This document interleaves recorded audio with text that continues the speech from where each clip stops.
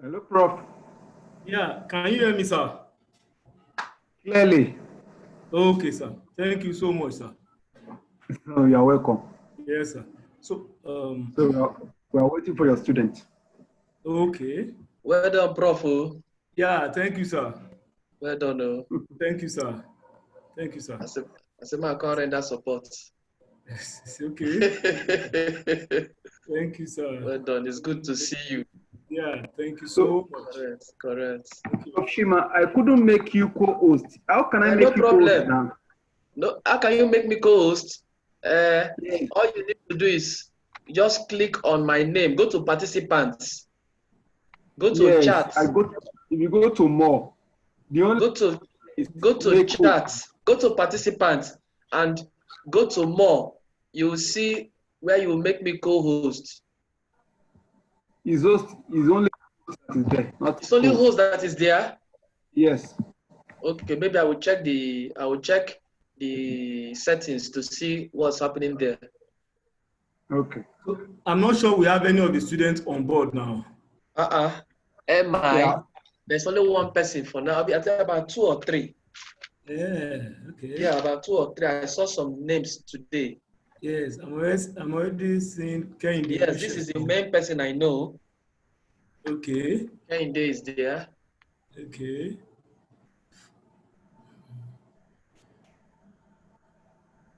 Okay. So, good luck, sir. Okay, thank you, sir. Thank you so much. Yeah. Thank you. Let me disappear with my camera.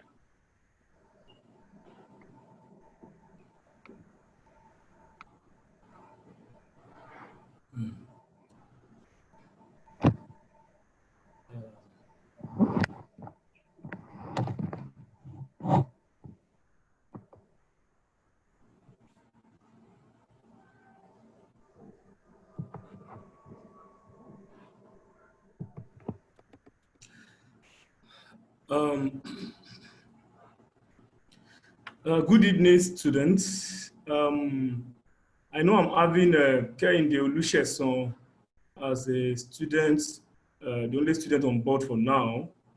I know others are still going to join. So, so with this, I think it's better I start a lecture because we have to start exactly. We have to start the lecture exactly 9 o'clock, and this is 9:04. So now for today, I know my colleague already discussed MI with you. I think I saw overhead and so on. I mean, I will be taking it from another angle, from another aspect. I mean, the management information. So today, I will be starting with the introduction of the management information. I will start with the introduction of management information, and I will move on from there to cost, volume, profit analysis. Now, let me allay your fears. Let me let you know that management information is not a difficult paper. It's just a paper that you have to pay attention to, have to put all your mind at, so that you can have the rudiment of the paper. So immediately you have the rudiment of the paper, you know, it will be easier for you to move in the next into the next level. I mean, the performance management, which happens to be the next level of management information, and from there, in the final, strategic financial management. So it is a very important course that you have to pay attention to. So now I'll be sharing my screen now. I'll be sharing my screen. So if you have a question, you can actually post the question via the participant via the chat forum. So let me start by sharing the screen. Are you getting what I have for us today? Yes.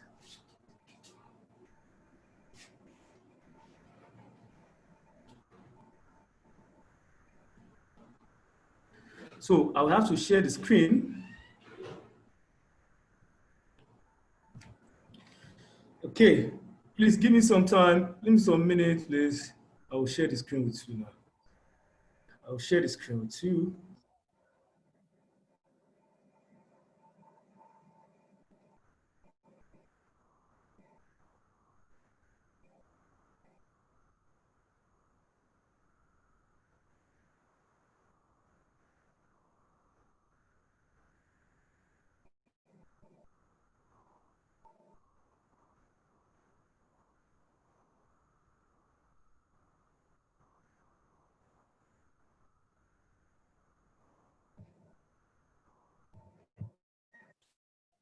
Hello, Prof. No, you are seeing. You are in. You are seeing. Screen, okay, screen sharing. Click lórí that screen. Post. Oh, let me call. No. Okay. Let me talk to you now. Okay.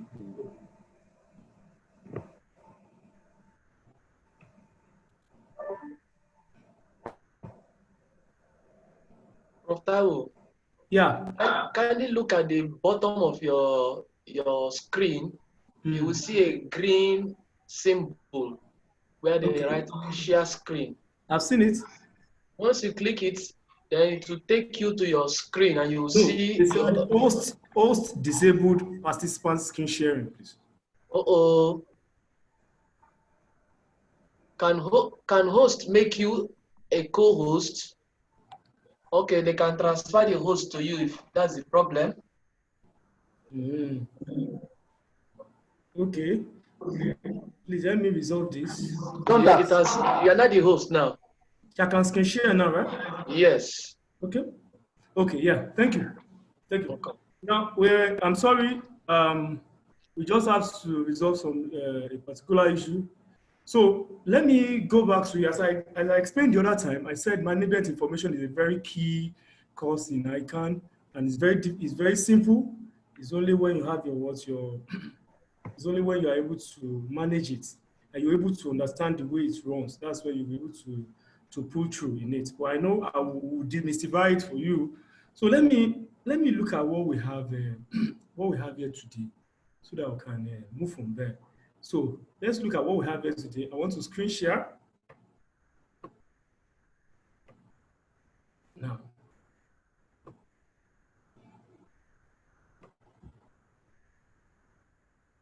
Okay, let's look at it. I'm coming.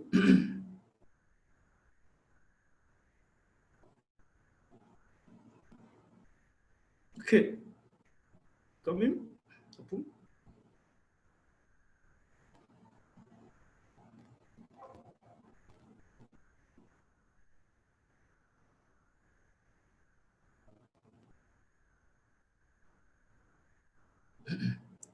Coming.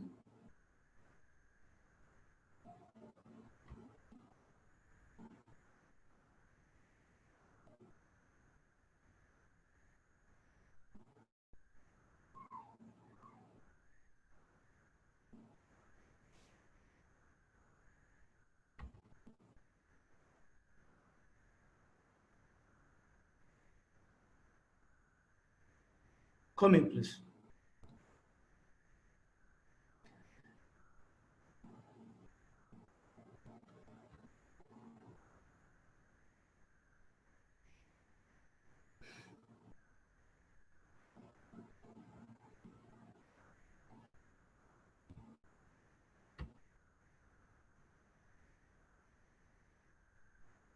Okay, coming.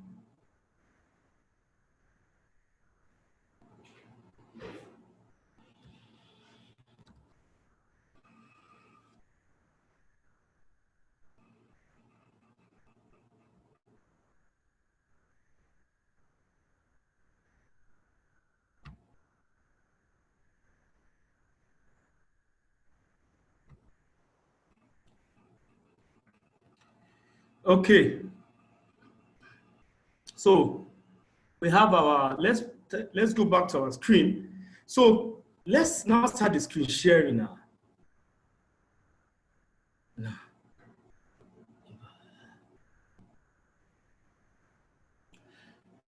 Okay. So now these are our first slide. So from here, we have our rules. That's the class rules for the FCA online video lectures. So the rules are, you can look at the rules. Students are muted on both audio and video. Now, the reason why they muted you is to allow for proper coordination of this lecture series. Okay, so that there won't be distortions. Now, the next one is students are allowed to use the chat button to ask questions. If you have questions, you can ask using the chat buttons. I mean, you can even call at the end of the lecture to ask a pertinent question that relates to the subject matter. Now, the third one is students are expected to be cordial and professional when using the word chat button. Please, you have to be mindful of the way you send questions in and so on. Be mindful of it, be moderate about it. While the next one is students are advised to listen attentively during lectures rather than writing. I want you to do more of listening. And if there isn't for you to jot, please, you can jot. It's very allowed. It's allowed. While the next one, all questions will be attended to after the lecture, and feel free to call us after the lecture. So all these rules we will have to abide with it as we move on in the course of the lecture. So let's look at our content. Now, the lecture is in series. When I say it's in series, it's in sessions. In session, it says that what we can take per time. Now, we'll put it on board. We'll send it to you. I know you will have the copy of this. I've sent it earlier. Now, for today, let's see what we can do with this content. That's the first one is what you can see my cursor. The first one is introduction to management informations. While the next one is what cost volume profit analysis. So what we'll be dealing with, or we'll be starting with, is the introduction to management information. Please, as you know, that management information is actually the course that we are dealing with. And we need to first understand, demystify what we mean by what we mean by management information. Because if we don't know what we really mean by management information, to grab the other content of the course might probably be difficult. So you should know that. Now, so in this instance here now, so as I'm having it here, in this instance, I'm having introduction to management. Let's look at that introduction to management information, and from there we'll move on to CVP. Let's start. Now, introduction to management information. Now, when we say management information, there are two things in the management information. There are two things that they put together under the management information, and those two things are the management and the information. Now, when we say management information, if you look at that the story I put here, I said management information is a course that covers cost accounting and information technology and their use in making everyday decisions. Now, the focus of management information is the use of information, mostly information from in a manufacturing environment, the use of that information to making a decisions in that manufacturing environment for the purpose of what? Of moving the organization to the next level. Now, what do I mean by this? Let's take an hypothetical example. Now, let's say, for instance, you are running a bakery, which happens to be a manufacturing entity, and that bakery that you are running, it is very obvious that the reason why you are into the bakery is for you to maximize the profits of that bakery business. And for you to maximize these profits, you must ensure that you have good information, correct information about that business. I mean, information regarding the cost of the organizations, regarding the profit, and so on and so forth. Now, all this information that you are gathering are meant to what? The information are meant to what? They are meant to run the organization for the purpose of what? Of making profit. I hope you understand what I'm saying now. Therefore, when we say introduction to management information, we're actually talking about how an organization, most importantly a manufacturing entity, how do they collate their information regarding the organizations, how do they collate it together in such a way that they use that information to make profound decisions about the organizations. I get what I'm saying. So all what we'll be doing under this management information is all about how to manage or manipulate the information of an organization for the purpose of what? For the purpose of maximizing the profit of that organizations. So I hope you understand what I'm saying now. So therefore, in a manufacturing environment, for the purpose of making profit, that's what I just explained. So what we are doing now is how do we handle the information of an organization in such a way that we move the organization towards the path of growth. Please don't forget that management information is hinged on on cost accounting. Now, before the introduction or before the word, this semantics, this name of management information, what they call management information before was actually cost accounting. And I hope you know what we mean by cost accounting. I mean, I will talk about it subsequently. Now, the offshoot of cost accounting is what we have as a management information. So now, management information can also be seen to be to be cost accounting. It's just that under the management information, we'll be dealing with more information that will be used in manipulating the organizations and moving the organization to the next level. I hope I get what I'm saying now. So now, let's look at now. So far, we say management information is all about cost accounting. Then it means that when we say cost accounting, the first thing we need to first note is what? Cost. Now, please note, under management information, you'll be hearing cost now and then, every now and then. They will be talking about cost.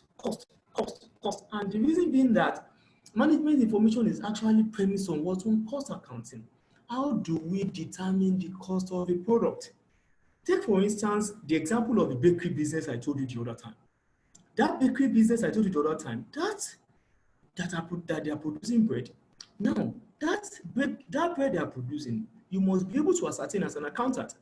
You must be able to ascertain the cost of that bread. I mean, how much do you incur in making that bread? Because if you know how much you incur in making the bread, it will be easier for you to know how much you are going to sell the bread to make a particular amount of profit. Therefore, management information borders on cost determinations. Please, let me say it again. Management information borders more on cost determinations. And after determining the cost, then you now use that cost that you are determining to now determine to now determine the profit of the organization.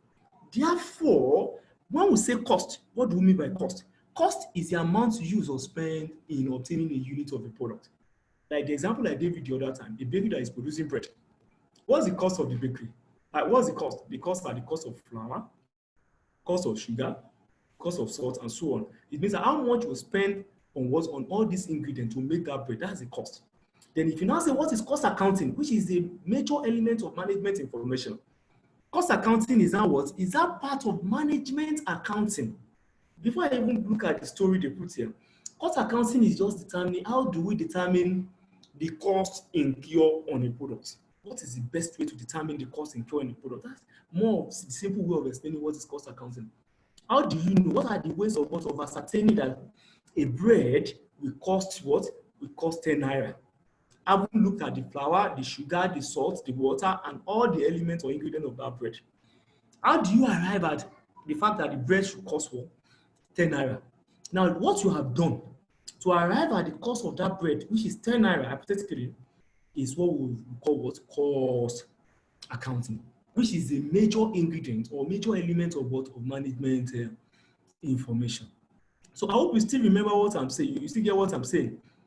The management information is all about, it borders on cost accounting and also using that cost accounting to making decisions I get what I'm saying now. In what in the organization. So what I'm saying in essence is that what is that cost accounting is what is how to determine the cost of the product. And if you know how to determine the cost of the product, it will be easier for you to determine the profit of that what of that product, and it will be easier for you to collate information regarding as per the organization for the purpose of moving the organization to the next level. I hope you understand what I'm saying now. Now that is that. So when we now say cost accounting for what I put here, is that part of management accounting, which establishes budget and standard cost. All these terms will still be looked at subsequently. But as a beginner, you should know that management information comprises of what?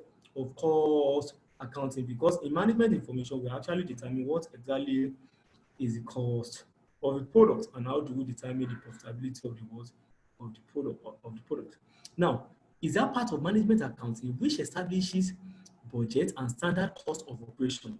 It means that that part of management accounting that establishes the budget and what? And standard cost of the organization, of operations, processes, department, or product, and analysis of what? Of variances, profitability, or social use of funds. Now, all these statements can look so ambiguous to you. I get you know. But what you should know that in cost accounting is that part of management accounting that establishes what?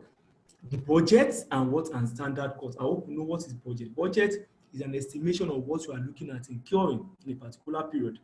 And also standard cost is when you are setting the cost you want to incur per time. I get what I'm saying now. So it means that cost accounting helps in what? In establishing this what? This standard, this budget. I get what I'm saying now. Why are they establishing this standard and budget? Is for them to what? For them to know the what? To know how the operations, the processes, and departments of the organization are running. I hope I get what I'm saying now. For the purpose of knowing whether we are actually incurring more than what we expect to incur, or we are incurring less than what we expect to incur. I mean, that's what they mean by variances.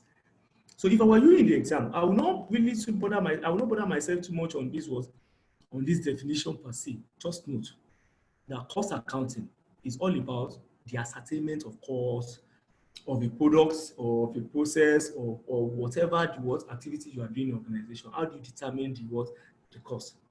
Now let us now bring it home. Now, as a student of what, or a potential student, or potential chartered accountant that is learning this course, they now ask you, what is management information? I get what I'm saying now. Please, the first thing that comes to your mind is what is information. And you know that if you will now say, what is that information? Information about the cost structure or cost of the organization.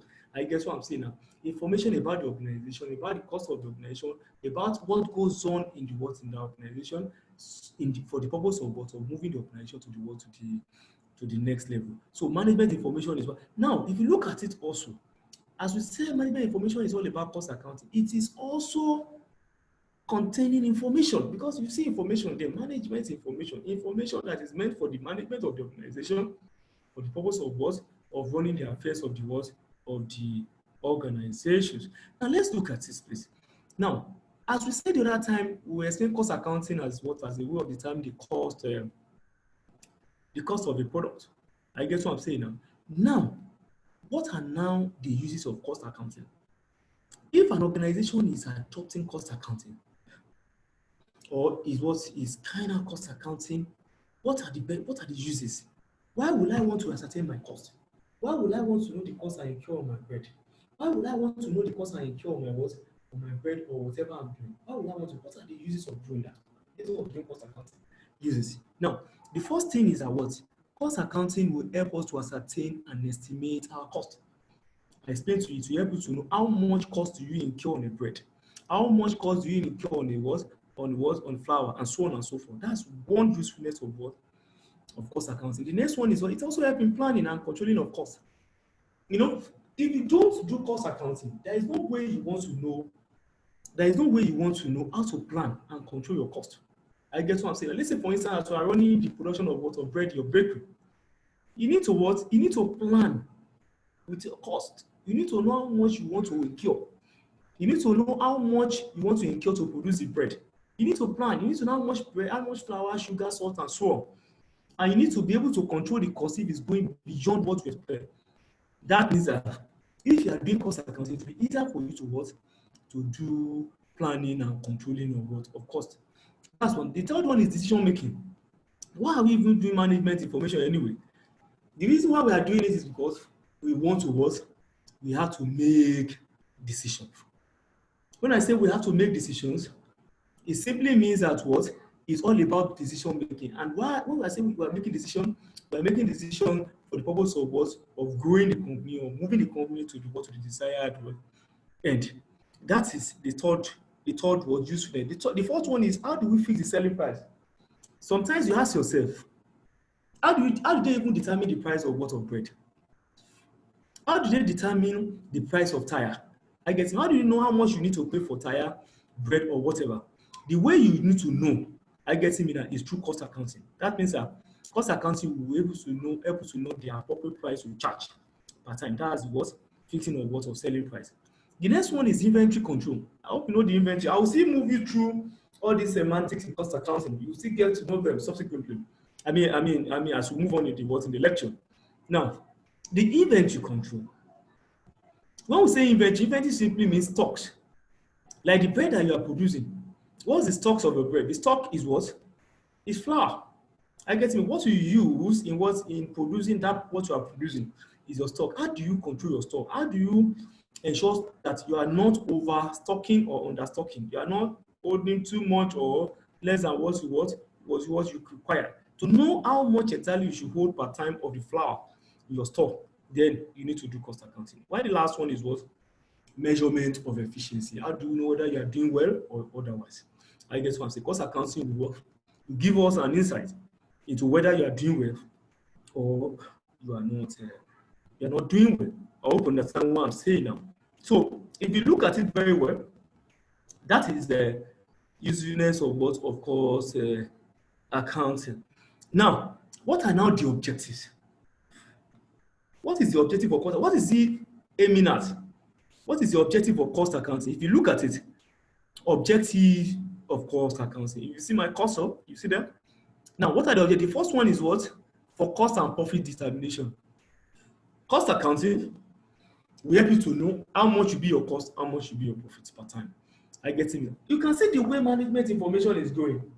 You see, all the topics we'll be doing under this management information, they are all hinged on this cost accounting, apart from the IT aspect. Please note, apart from the IT aspect of this management information, most of what you should do or we are doing are hinged on what? On determination of cost or ascertainment of cost, which is what we call cost accounting. I hope I get what I'm saying now. So please note it. Now, so objective of cost accounting now. Cost accounting has the following objective. The first one is what? For cost and what? And profit determination. As I said that earlier. The second one is what?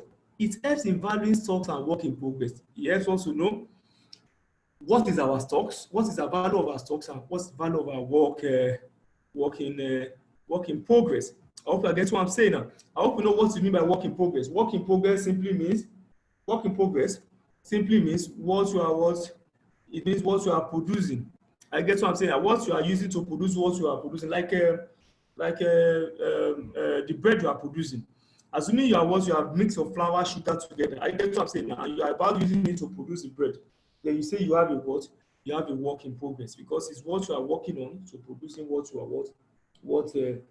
are producing. I hope you are following. Please. Okay, if you are following, let's go on.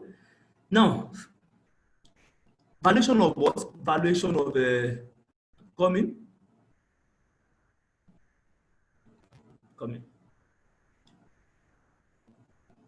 Okay.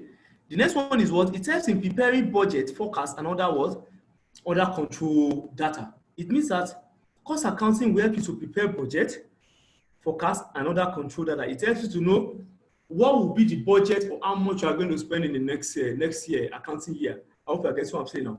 It means that the cost accounting will assist you to do that. And also it helps in providing information for decision making. I hope you're getting what I'm saying now. Providing information for decision making. So as I said the other time, now let's look at the benefits of cost accounting.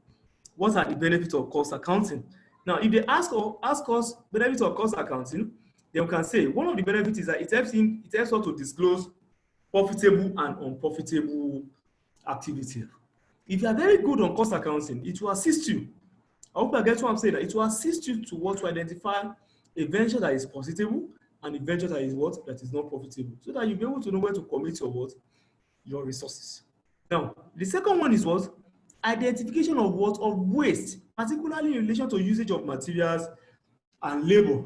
Now, in this instance here, cost accounting will also help you to identify waste. It helps you to know that this is area of waste and be able to work around or prevent the waste. That's another hallmark of a cost account. And the third one is analysis of movement in profit. It helps you to know how your profit is moving year in, year out, to know how much you are making. I mean, the rate of movement in your profit, whether it's increasing or decreasing over the years. So it will also assist you. The fourth one is it assists in estimation of selling price. I've explained in the other time, and valuation of stocks, and also it helps in defining responsible staff. Who are responsible for what? Who are responsible to do what in the organization? It's also the responsibility of what? It's also the function of what cost accounting will assist you to do. So in the exam, if they ask you, what are the benefits of cost accounting? You should be able to identify this. Please don't forget, management information hinge on On cost accounting, ascertainment of cost, and with the knowledge of that ascertainment of cost, you'll be able to use it in making decisions. I get what I'm saying now for the organizations. And if you're making decisions, you need information. I get me. That's why you have it to be management information. There can be different definition of it, fine.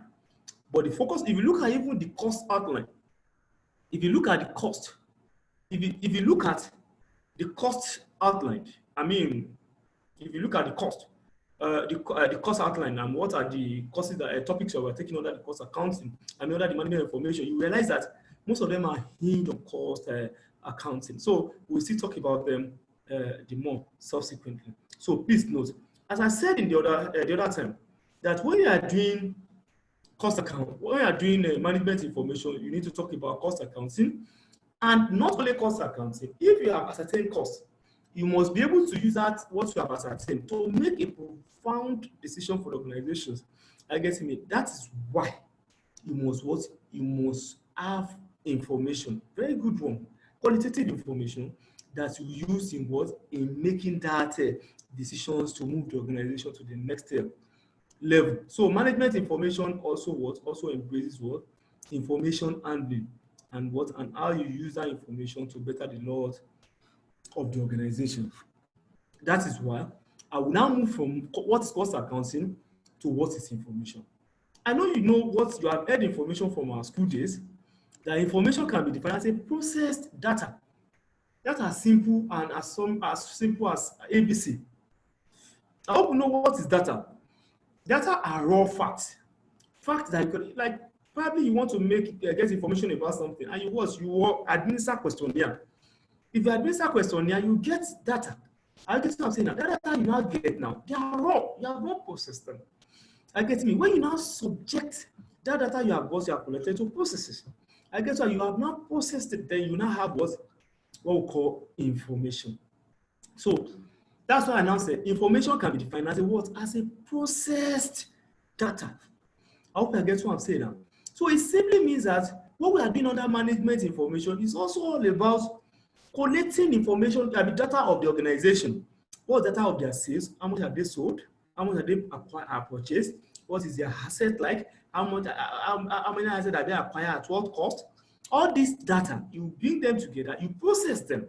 I guess what I'm saying. After processing them, then you now turn to information, and that information now you now use it to run the affairs of the organization. Then you say you are doing management information. I hope you are following me.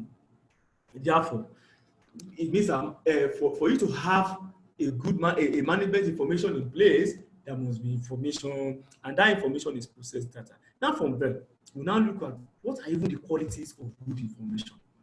if we say we need information, what are the quality? Please, I remember that there's a diet in what at MI level that they ask the quality of good information. Please, examiner can ask you this question: quality of good information. So when we say information is qualitative, and when we say information, what are the qualities? I know you know. Let me just flip through them. The first one is, well, it must be relevant. When we say something is relevant, it must be relevant to the decision you are making. Sorry, you want to make, not made. Now, it must be relevant to the decision you want to make. You don't collect irrelevant data, information. You don't collect it. Information that is key and germane to the decision you want to make. Let's say, for instance, I want to make a decision on whether to increase the price of my bread. I get what I'm saying. If I want to make that kind of decision, I guess what are the information I need to gather? What are the information or data and information I need to know how much is the cost of my raw materials, how much is the labor, how much am I paying to laborer, how much is the light, and so on and so forth. These are what relevant data or information that you have to gather for the purpose of what? Of making that decision. So it means that every information must be relevant.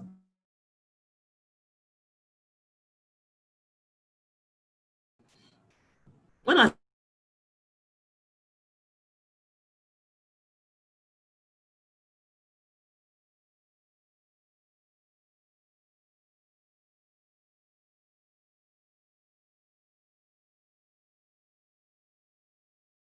even if there is error, there should be a high level of accuracy as an accountant. So it means that it must be reliable, and good information must be reliable as when due, must be available. They want to put place.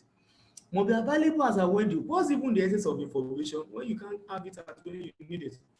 I get what I'm saying now. Let me give an analytical example. Now, I'm debating now anyway, 20, and then you decide to wait till 2023 to write the exam. You realize that what's even the essence? You know, the time you really want to do the exam, you did not pay for the exam. You are paying after. I get what I'm saying now.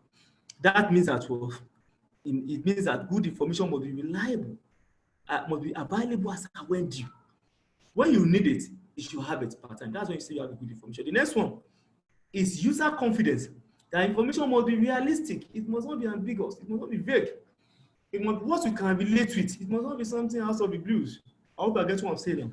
Why the next one is what the value of the information must not be more than the cost. That is key.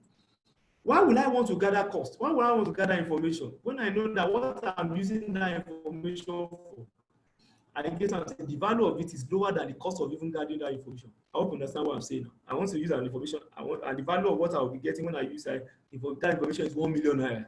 But I've used 2 million naira to collect that data, to process that information. Why will I use 2 million to process? And the value I'm getting is 1 million. That's absurd. I hope you're getting me. So a good information will not be like that. So a good information, quality of a good information should be that what must be more, the value of the information must be more than is cost. So that is that. Why we have different types of information. At this point now, I'll be giving you an assignment here. I'll be giving you an assignment under this. Look at it. Types of information. Now we have different types of information. I remember that there was this time they set this question as 15 marks. They asked, what are the types of information? Now, the types of information, I will highlight them, but I will want you to work on them for me. I hope I get what I'm saying now.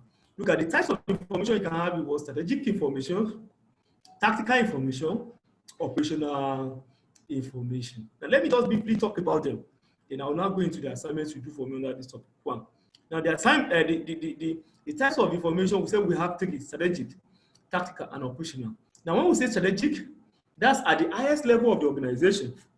When we say tactical, that's at the middle level of the organizations, while the operational is at the lowest level of the organization.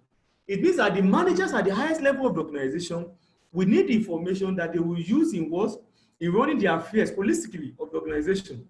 That information they will need, the CEO, the MD, and so on, that information they need, those people are the heads of the affairs of the organization.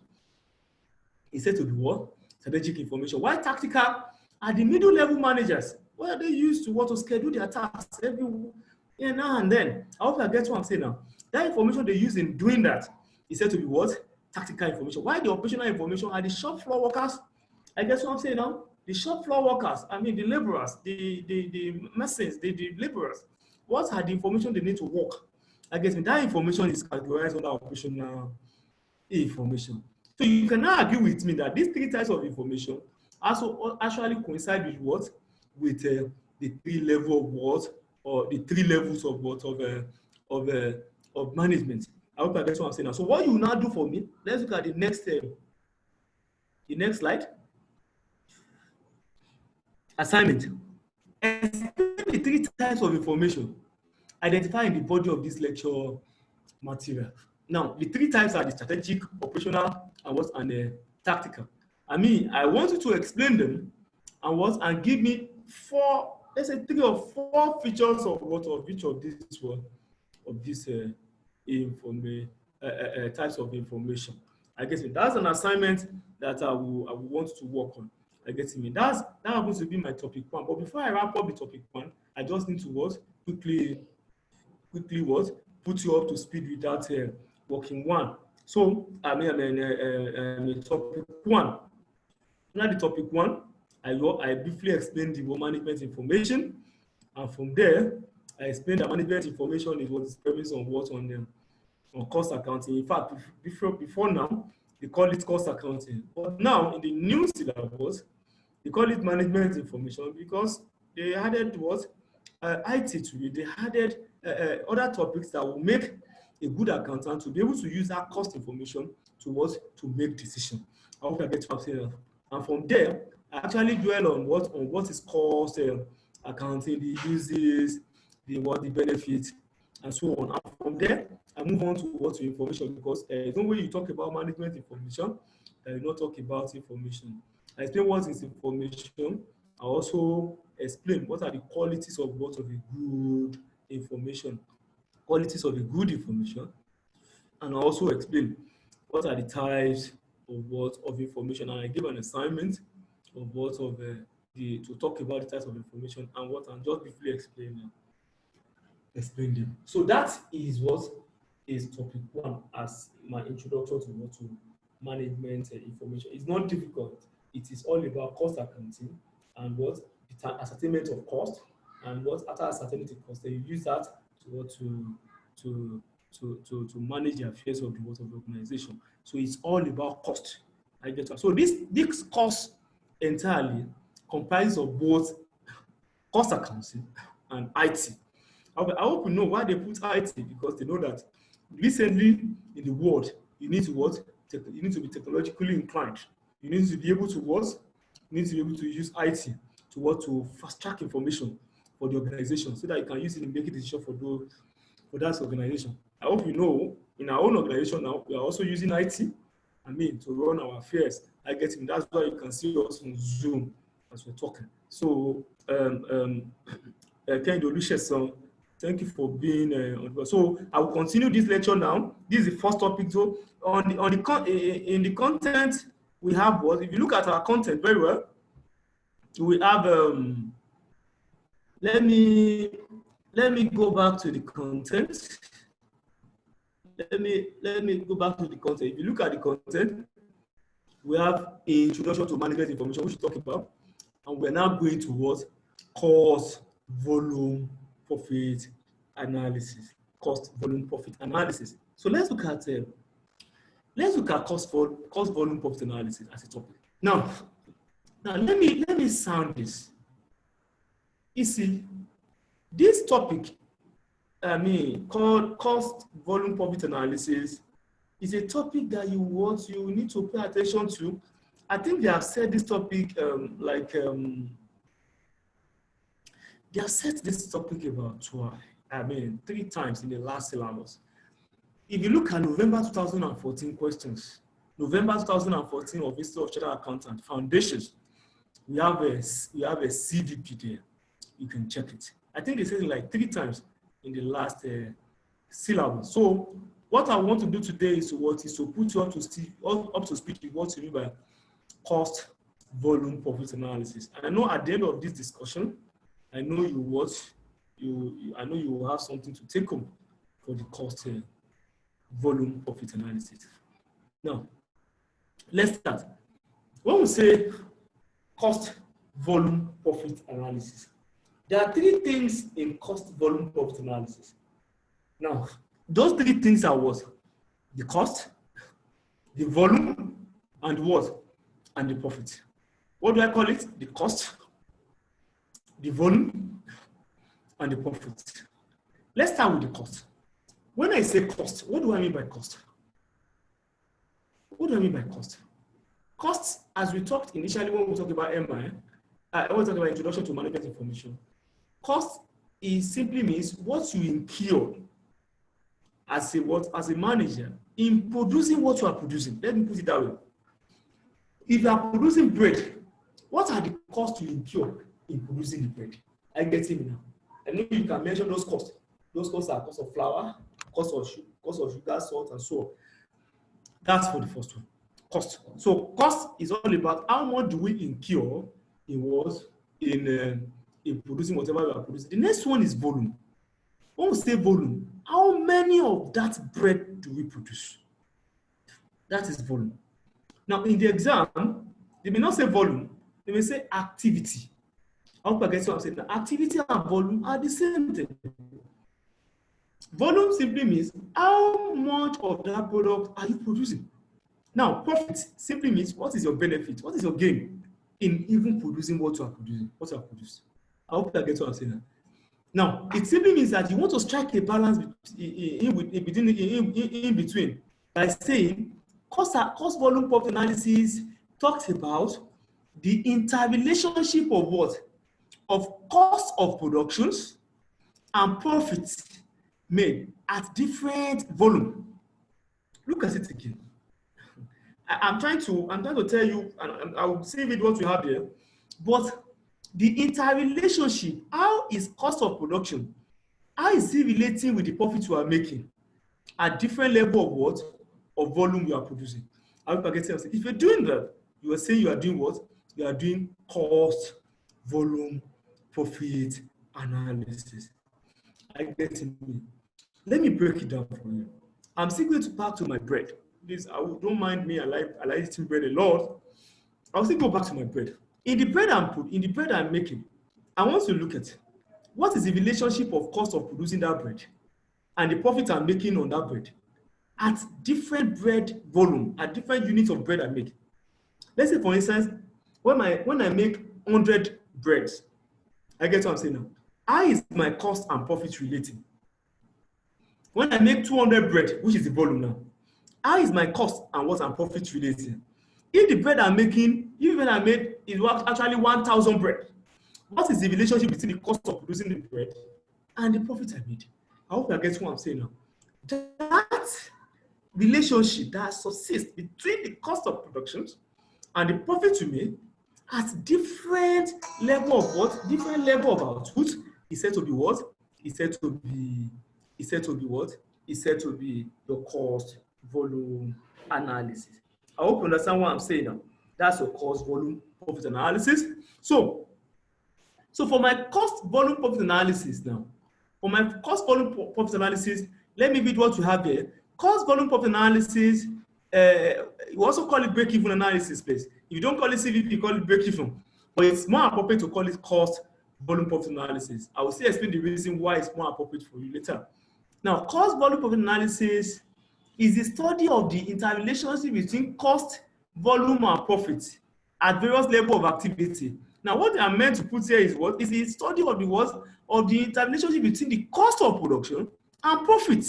Listen, cost of production and profit, don't mind the volume, please. Cost of production and profit at various levels of what? Volume or various levels of activity. You know, I told you the other time that activity simply means volume. So I'm going to explain that. It simply means as a manager that is producing bread, we want to see the interrelationship. Why is my cost and volume and profit, how are they relating? Is it that when I produce 1,000 bread, my cost will go up and my profit will go down? Or my cost will come down and my profit will go up? When I produce 2,000 bread, is my cost coming down and my profit going up? Is it if I can know this relationship, it will be easier for me to be able to make a profound decisions in the organization.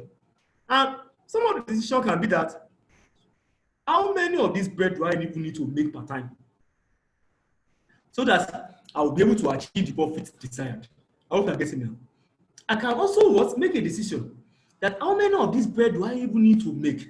I hope you're getting me. So that I can meet a targeted a targeted profit. I hope you're getting me. These are the various decisions you can make or you can make on cost, volume, profit analysis.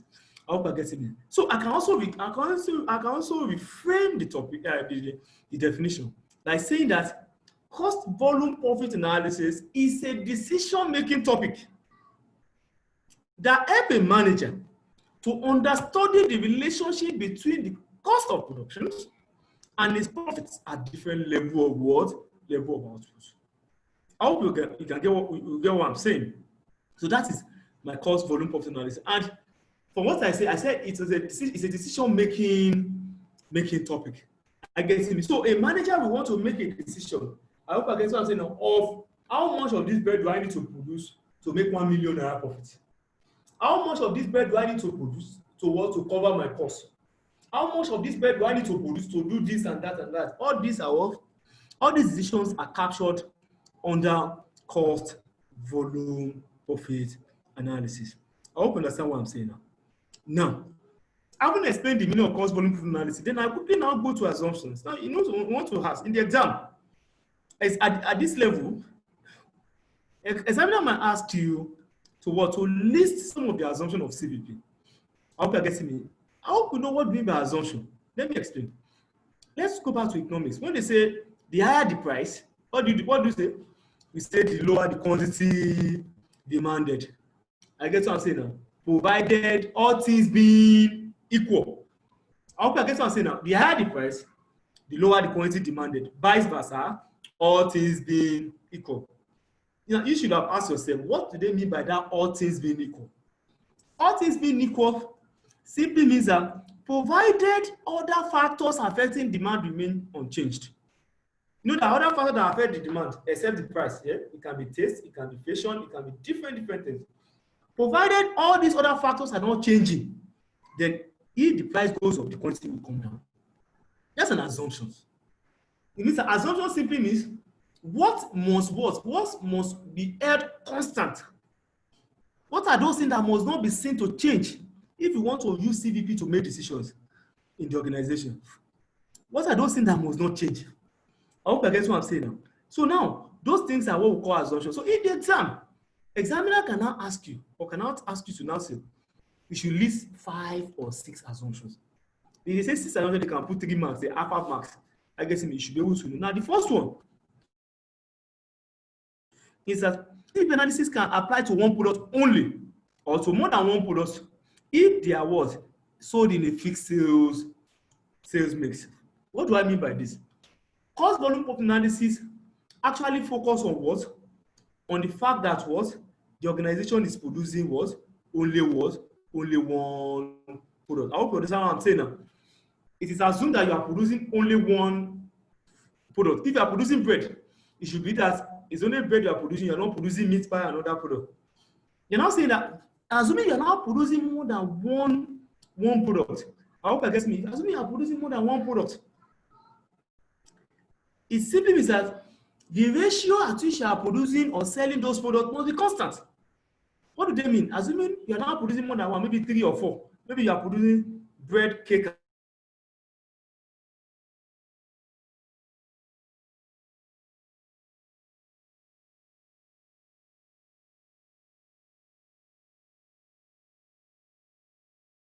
that's what I'm saying. That is the mix. Mix simply means the ratio of selling it. That ratio must not change. I hope that's what I'm saying. The ratio must not change. It must be constant. That is the first assumption. The second assumption is what? Fixed costs per period are same in total. And unit variable costs are a constant amount at the level of what? At all level of output and sales. In our subsequent discussion, we still talk about fixed costs and variable costs. But for the purpose of knowledge sake, what is fixed cost? What is variable cost? Let's go back to our bakery. Now, if you are running a bakery business, you use a building, is it not? Now, that building, what you are paying as rent on that building, let's say 1 million naira per year, it will not change, is it not? It will remain constant, despite the fact that you are producing or not producing. You are paid it, you are paid it. That remain constant. That cost that will not change, despite the number of bread you are producing, is said to be your fixed cost. Example of it is what is the cost of your rent. But your variable costs are the costs that will be changing as you are producing more bread. I hope you can tell me, what are those costs that will be changing as you are producing more bread? Those costs, example of the cost is cost of flour. Because the more bread I want to produce per time, the more flour I have to buy, all things being equal. Now, what this assumption is saying is that fixed costs per period are same. It means that in total, it means that they are not going to change. Fixed cost as cost of rent is not going to change, according to CVP. And unit variable costs are a constant amount at all level of what? At all level of output. It means that the cost of flour to be used to produce one bread will not change. Take for instance, whenever you produce one bread, look at this. If you produce one bread, you are using maybe 2 kg of flour. If you want to produce another bread, you see use 2 kg. Another one bread, you see use 2 kg. You see, you can now see the cost of flour, which is variable cost, per one bread is not changing. 2 kg, 2 kg, 2 kg. If the 2 kg is 30 naira, it means that 30 naira will be spent on what? On one bread. That's what they are saying here. That unit variable costs are a constant amount at all level of what? At all level of output and sales. I hope you understand what I'm saying now. That's the second one. The third one is sales price are constant at all level of activity. Another assumption of CVP is that your selling price will not change. If it is 10 naira they give you, it should be 10 naira throughout. That's another assumption. Now the next one is production volume is equal to sales volume. Let me ask you, if you are, let me tell you, if you are producing anything, if you produce 1,000 bread and you sold 1,000 bread, it means that what you produce is all what you sold. Is it not? Will you have any leftover? No, there won't be any closing stock. It means that that's why you see under this assumption they say production volume is equal to what? Is equal to the sales volume. It means that there won't be any leftover or closing stock. So we don't entertain closing stock under CVP. The next one is all costs could be categorized as either variable costs or fixed costs. So what do I mean by that? I've explained what is variable cost as cost of flour, like as I've explained to you. I've explained what is fixed cost as cost of the rent, as I've explained to you. Then all costs could be categorized. The cost can either be variable or fixed cost. But if you look at the next one, it says semi-variable costs can be segregated into both variable and what and its fixed components. What does that mean? It means that semi-variable costs, when we say semi-variable costs, what do I mean by semi-variable costs? These are costs that comprise of both variable and fixed elements. That's semi-variable costs. I hope you get what I'm saying now. Semi-variable costs are costs that comprise of both variable and what? And fixed elements. Example is your PACMB at home. Even if you are using prepaid meter, they will tell you that it's a fixed charge every month. Either you use light or you don't use light. You must pay like 2,000 naira. They will now say, as you are using light, you will be paying this so amount based on the usage. That's for variable. Is it not? At the end of the day, they will now bring what? They will now bring what? They will now bring sorry. At the end of the day, they will now bring your PACMB. The PACMB will now comprise of what? It will now be comprised of what? It comprises of both the fixed cost, which is the amount you pay, irrespective of the usage, and the what and the variable element. That's what they will now say you should come and pay. I hope you are getting me. That is what we call what? All costs could be categorized. Semi-variable, all costs could be categorized as variable and variable costs. Semi-variable costs can be segregated to both the variable and the fixed components. It means that it must be seen. CVP is saying that if you have that kind of cost, like the PACMB, you must be able to easily separate them into the fixed element and the what and the variable element. I hope you understand that. Now, the selling price per unit is constant. I've explained. I think I made mention of that the other time. Variable cost per unit is concerned. I think I talked about that. And level of technology and efficiency remain the same. What do I mean by that? Level of technology and efficiency remains the same. It means that what? It means that the technology is not seen to be improving. Let's say, for instance, you can produce 10 bread within 5 hours.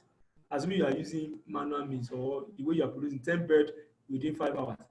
Now, if you now use technology, I guess you know it will not be 10 again. It can be 100 bread in 5 hours.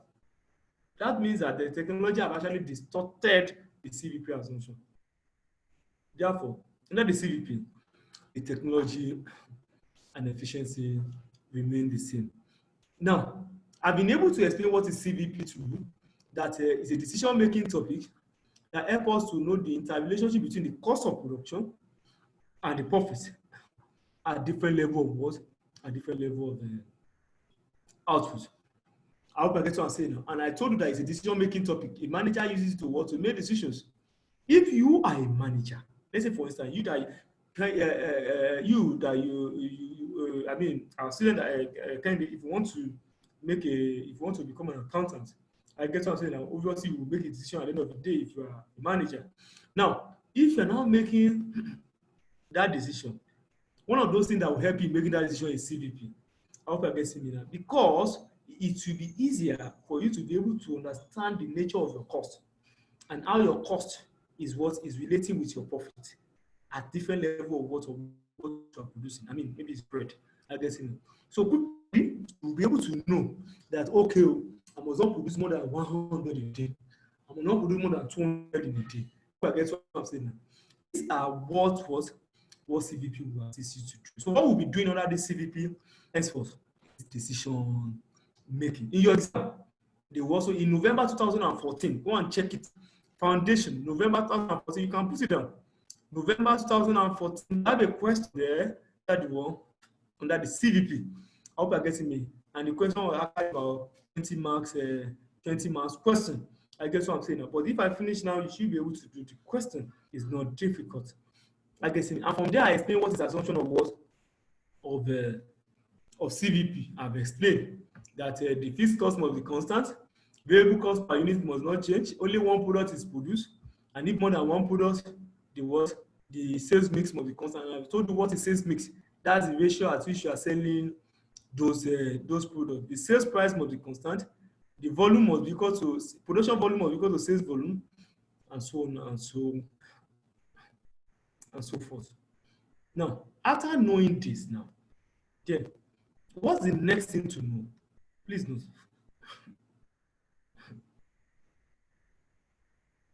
What's the next thing to know? Let's look at the next thing on our agenda.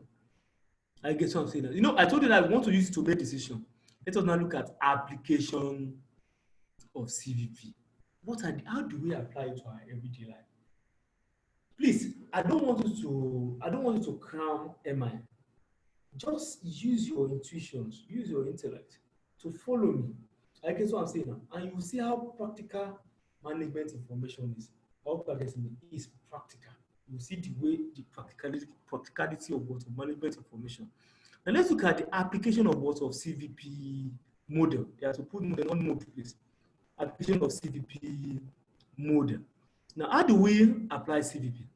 I guess now, please note that CVP explanation is basically divided into two ways. I hope I guess the first way is when you are considering a monoproduct. What do I mean by that? When you are producing only one product. Remember the other time, I told you that one of the assumptions of CVP is that what? It is assumed that what? Only one product is produced. And if it is more than one product, then the sales mix, the way you want to mix those products must be constant.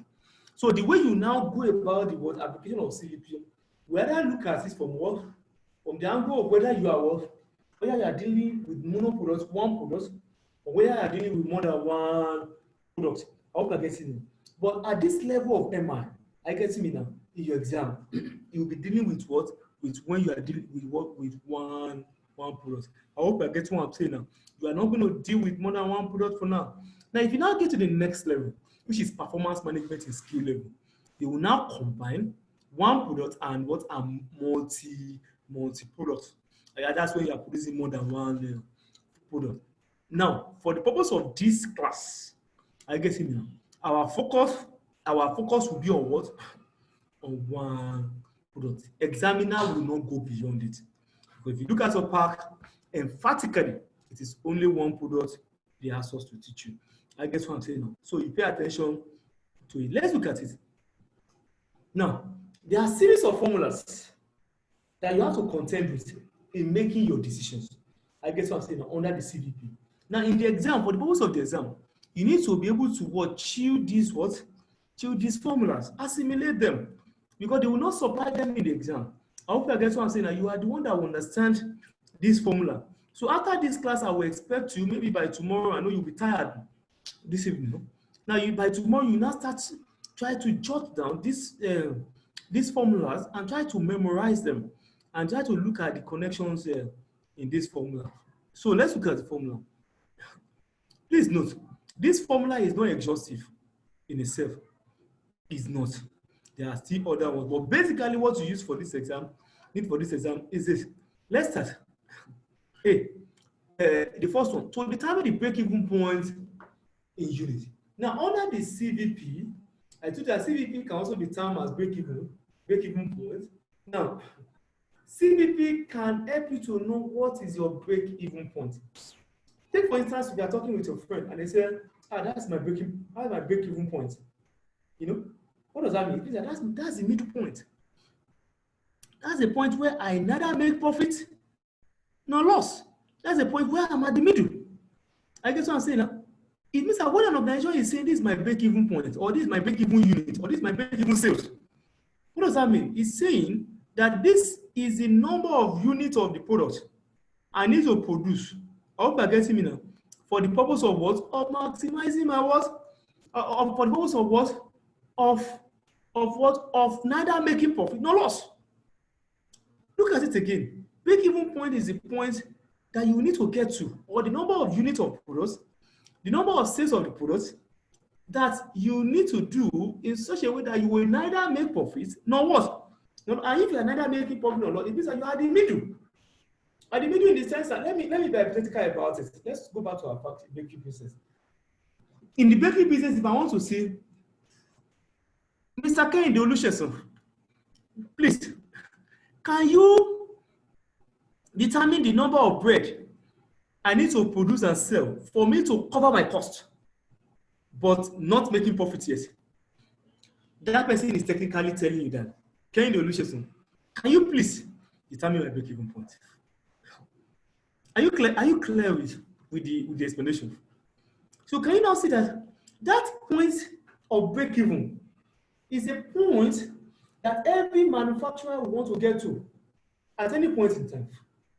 Because immediately you get to that point, you have covered your cost, but you're not making profit yet. It's a good point. Assuming the number of bread I need to produce and sell for me to get to that point is 1,000 bread, it means that as a manager, I need to start looking at what? At meeting that 1,000 bread. I hope you get what I'm saying now. It means that immediately I'm able to sell the 1,000 bread. If I sell one more to make it 1,001, the one on top of it is what will translate to profit to me. Because the 1,000 itself is a break-even point that I'm not making profit, I'm not making loss.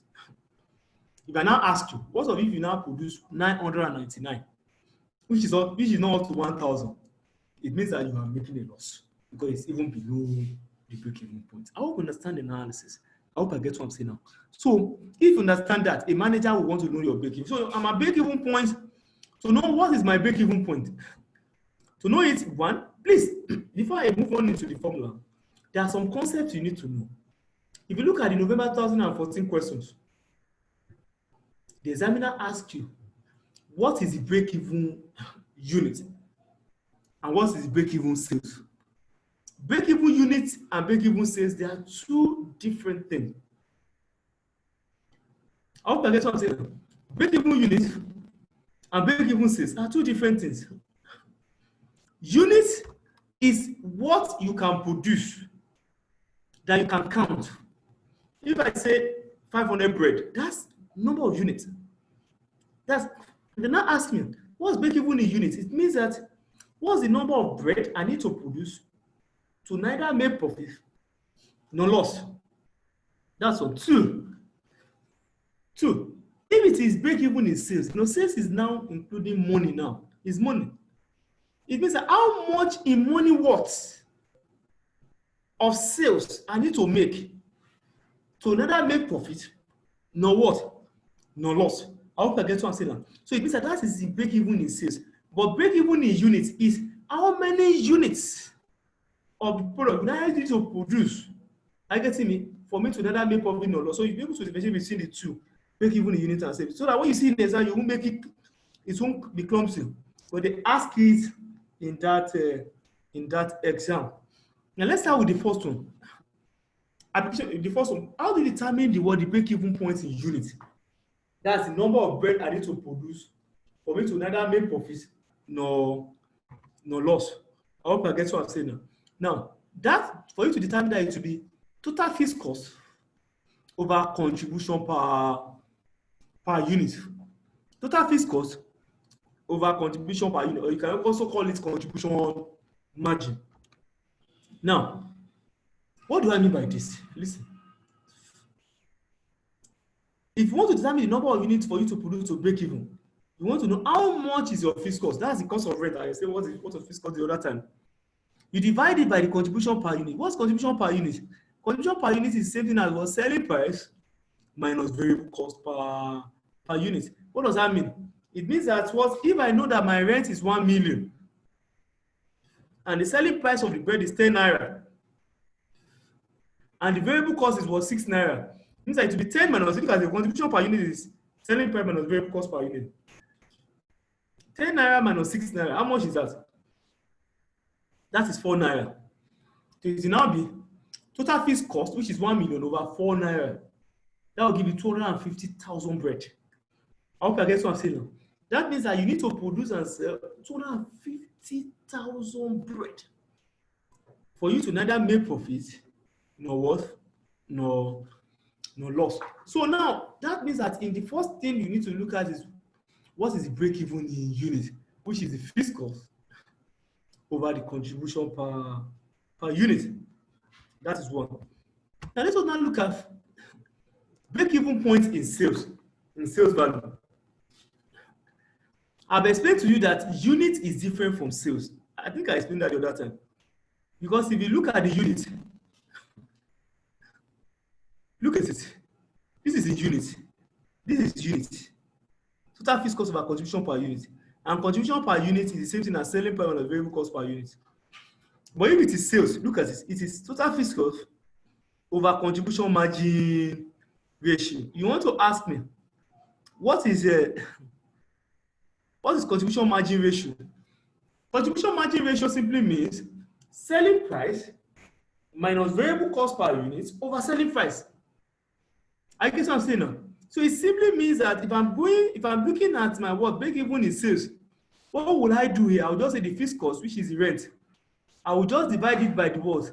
By the contribution margin ratio. You can just go and write it down. You can jot it down. Your contribution margin ratio is selling price minus variable cost per unit over selling price. I hope I get what I'm saying now. That's a ratio. Contribution margin ratio. If I get that selling price minus variable cost per unit over selling price, whatever I get there is my contribution margin ratio.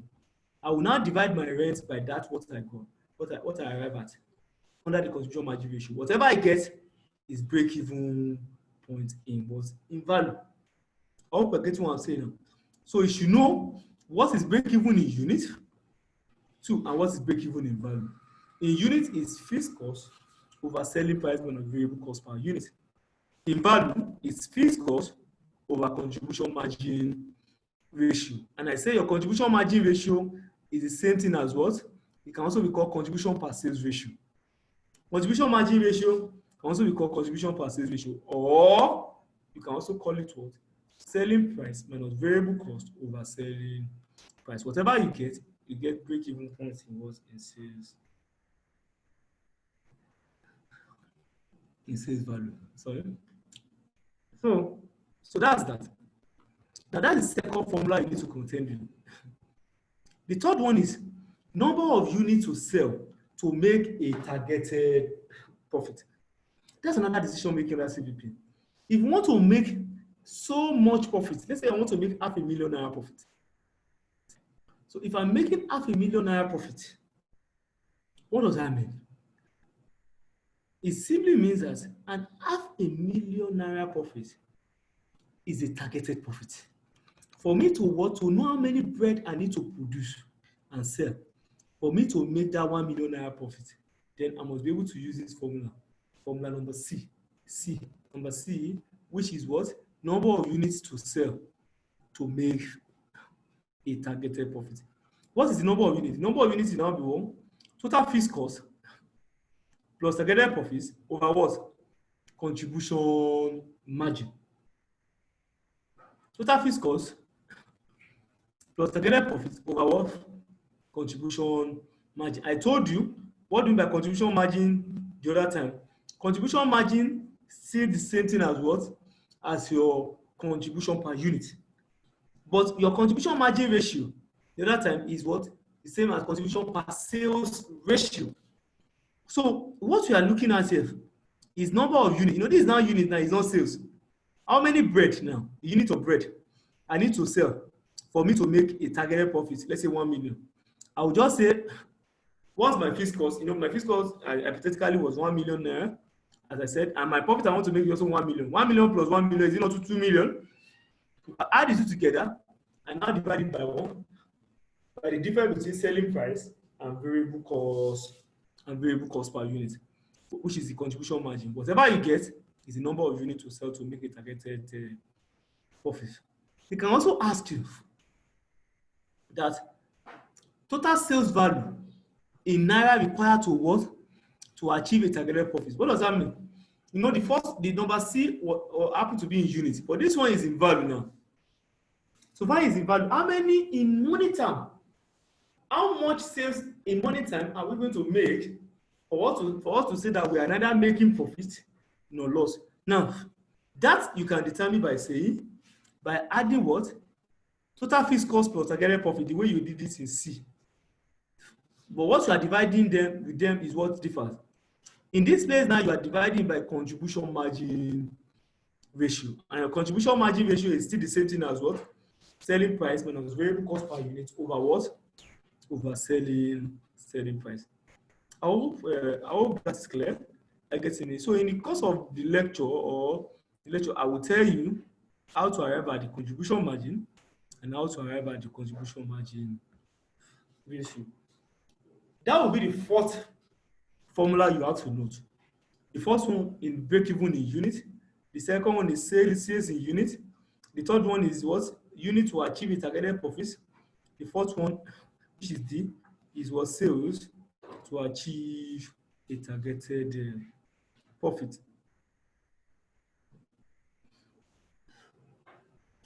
Now, after doing that, now in the exam, like when they set it November 2014, they now gave them a question and said, determine the number of units to achieve this targeted profit. And note, the targeted profit they gave them was now profit after tax. What do I say? Profit after tax.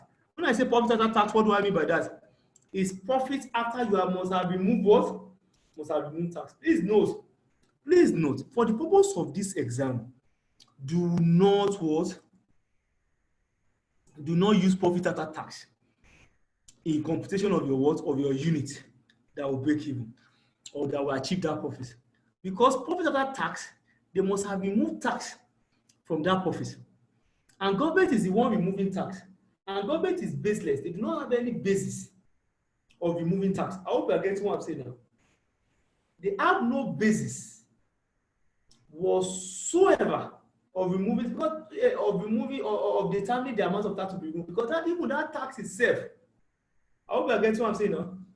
The tax is baseless. You don't even have the basis. Therefore, as far as CVP is concerned, it's saying that if you are computing the number of units to achieve a profit after tax. Before you do anything, first quickly convert that profit after tax to profit before tax. I get what I'm saying now. It means that the profit before tax is what you now slot into the formula and what can solve your questions. I hope you get what I'm saying now. Please don't use profit after tax. Use profit before what? Before tax. Now, let's quickly look at how do they now determine the profit before tax from profit after tax. Now, if you look at it, I give an exercise there. Now, profit before tax, this is what you should use. For you to determine, assuming you are given profit after tax, you just say the profit after tax, you divide it by 1 minus the tax rate. They'll give you the tax rate. In Nigeria now, we use tax rate of 30%. That was before the advent of the new tax policies. I get what I'm saying now. Now, assuming the tax rate is 30%, so what will now be the profit before tax? Your profit before tax will now be what? Profit after tax over 1 minus what? 1 minus tax rate. I hope I get what I'm saying now. Profit before tax is equal to profit after tax over minus. Let's look at it. Let's say, for instance, your tax rate is 30%, and you are now given. You now want to determine what's your profit before tax. Look at the way you determine your profit before tax. Look at this. Your profit before tax is equal to profit after tax over 1 minus what? The tax rate. And the tax rate is 30%. Let's assume. You just say profit after tax over the PAT is profit after tax over 1 minus 0.3. Just profit after tax over what? Over 0.7. Let's say, for instance, the profit after they have removed tax, which is profit after tax, is 800,000. You just say 800,000 divided by what? 1 minus what? 0.3. I hope I get to say 0.3 is the tax rate. Then you get your what? Profit before tax. That's what you now use in computing the what? The unit or the value to achieve the what? The targeted to achieve the targeted profit. That is E. That is D. The E now is what? Is margin of safety. When we say margin is profit. Safety, your profit is safe. Let me put it that way. If that is allowed, I mean, hypothetically. Now say how your profit is safe. I guess you mean margin of safety. Your profit is safe. It means how many units. I guess what I'm saying now. It means that what is the difference between the break-even unit and your budgeted sales unit? I hope I get what I'm saying now. The difference between the what, the break-even unit, and the what, and the budgeted what, and the budgeted sales. So what do I mean by this? Let's look at this one by one. Now, the margin of safety in unit is equal to the difference between the budgeted sales minus break-even sales. Now, let's say what you are budgeting to sell is 1,000. Let's assume, but your break-even in sales is 800. That's the unit that you produce that you neither make profit, no what, no loss. Now, what do you now mean? It now say margin of safety in units is now equal to the budgeted sales minus break-even sales. It means that the 1,000, which is what you are budgeting to sell, minus 800. What does that give you? It gives you 200. That 200 is your margin of safety. It means that 200 is what we translate to profit to you. How about what I'm saying now? So it means that the lower the margin of safety, the lower the profit of the organization. So organization will be looking at expanding their margin of safety by ensuring that they control cost and what I'm producing more. I hope I can say that is margin of safety. So I can put it again. The margin of safety is what is budgeted sales minus break-even sales. Now, assuming you now ask me, you want to ask me, in this analysis here, the budgeted sales was 1,000.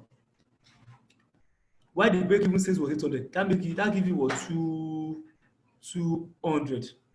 What about if the budgeted sales is now less than the 800? What happened?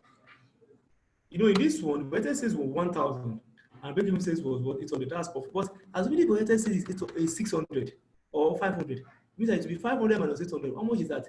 300. 100. That means that you are making a loss. Now, in a nutshell, it means that if you are producing, if your budgeted sales is less than the break-even sales, then there is a problem, there's a loss. But if your budgeted sales is more than your break-even sales, then the difference is what translates to profit to you.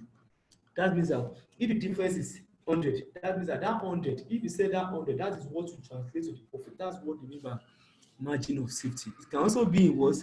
In value, and it can be in units. I hope I get what I'm saying now. So whatever you are given in the question, please be careful and look at the question very well. I hope I get what I'm saying now. Be careful and look at the question very well before you answer. Now let's now look at the questions, please. Let's look at the questions before we now move on. Let's look at the questions, please. Now, the first thing is that let's look at the question 1. Let's start with the question 1.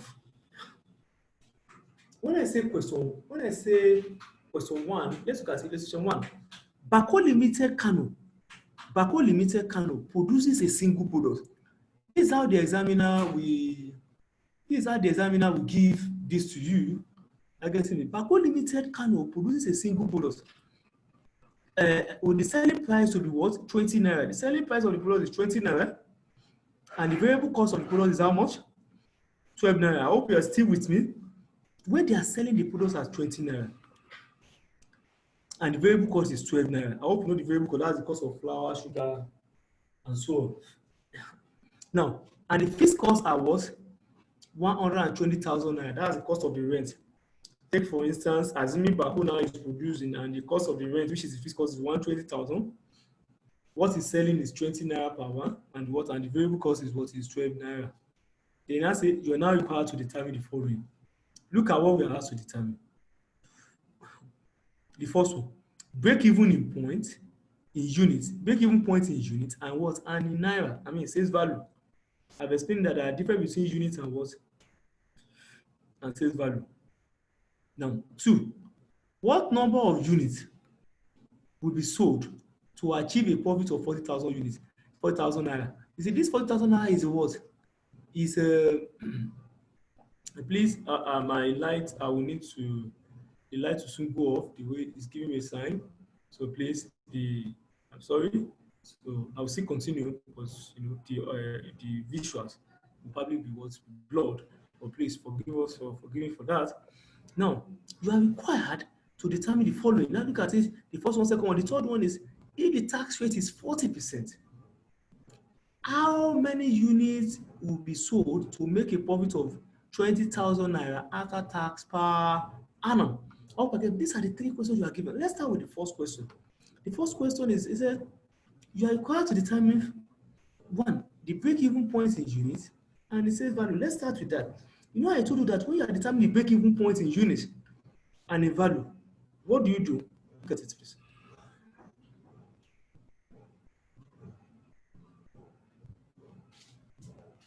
Let's look at it. Break-even point in unit and in value. Let's look at the break-even point in unit and in value. Thank you. So please, I'm sorry, the visual is blurred, but I know you are still seeing me. Let's move on. Now, let's look at the break-even in the number 1, break-even point in unit and in value. Now, break-even point in unit is fixed cost over selling price minus variable cost per unit. I explained to you the other time. Now, when we say fixed cost is 20,000. If you look at the questions very well, you will see fixed cost 20,000. Have you seen the fixed cost? 120,000 I put here. I mean, that was a mistake here. Sorry. Now, it's supposed to be 20,000. Pardon me for that. It's supposed to be 20,000 because they put 20,000 there. The fixed cost 20,000. So on the low side, but no, it's 120,000. I'm sorry. This should be 120,000. Sorry. So the question is correct. 120,000. Please notice. You can adjust it in your notes, please. Now, the break-even points in unit and in value. Fixed cost over selling price minus variable cost per unit. The fixed cost is 120,000, while the variable cost is 20, and the selling price is 20, and variable cost is 12. 20 minus 12 is 8. I hope you know. Then 120,000 over 8 obviously that will give you what, 2,500 naira. Let me use your calculator over there. Let me see if I can quickly use my calculator to confirm the figures. You can use your calculator. Now I can say 120,000 divided by 8, 120,000 divided by what? 8. I hope you are there. I'm having I'm having 15,000. So it means that this is 20,000. Let me go back to this. I'm sorry. Let me go back to this. Now, let me go back to this so that I can correct it once and for all, so that we can be on the same page. So the question now is 20,000. So because when we say 20,000 divided by 8, let me confirm that. 20,000 divided by 8 plus 25, that's correct. So look at this. So now look at it. It means that it's 20,000, not 120.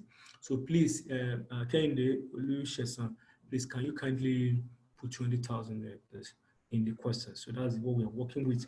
20,000 is the fixed cost. So if 20,000 is our fixed cost, then you just say 20,000 over 20 minus 12. That will give you what? That will give you 2,500. What does that imply? That implies that they must produce and sell 2,500 what? 2,500 2,500 of that product for them to what? To break even. Please note that is in unit. But if you're now finding it in value, that's in money terms.